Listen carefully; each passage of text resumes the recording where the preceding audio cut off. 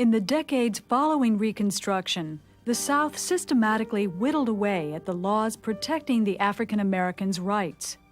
Southern whites ignored existing laws, then passed new Jim Crow laws that separated the races and forbade blacks from using schools, hotels, libraries, beaches, bathrooms, water fountains, the whole range of public life.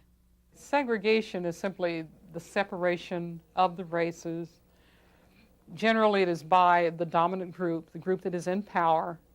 It can be based on the fact that they feel they are superior to one race, and it can assume really ludicrous proportions. In the United States, for instance, if you look at some of the old laws for segregation, there were laws that forbade blacks and whites who worked in the same building from looking out the same window. There were laws that said they could not use the same school books.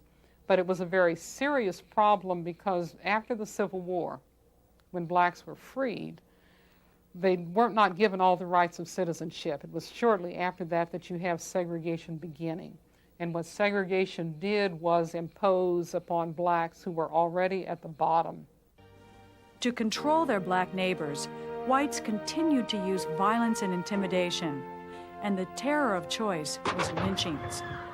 By the early 1890s, white vigilantes killed more than 200 people a year for crimes real or imagined.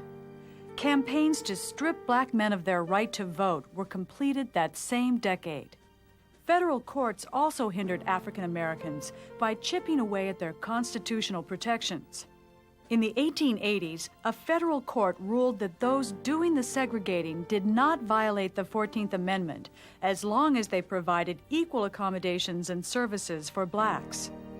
When the Supreme Court upheld this notion of separate but equal in the Plessy versus Ferguson case of 1896, segregation won constitutional sanction.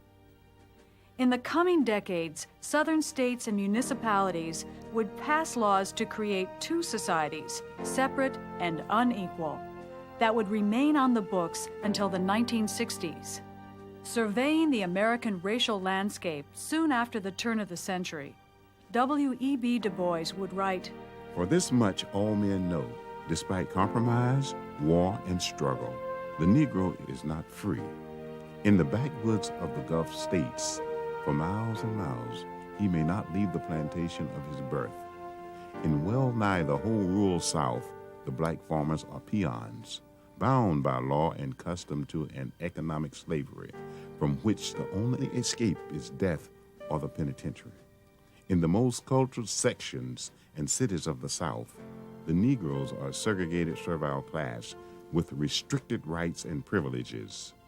Before the courts, both in law and custom, they stand on a different and peculiar basis. Taxation without representation is the rule of their political life.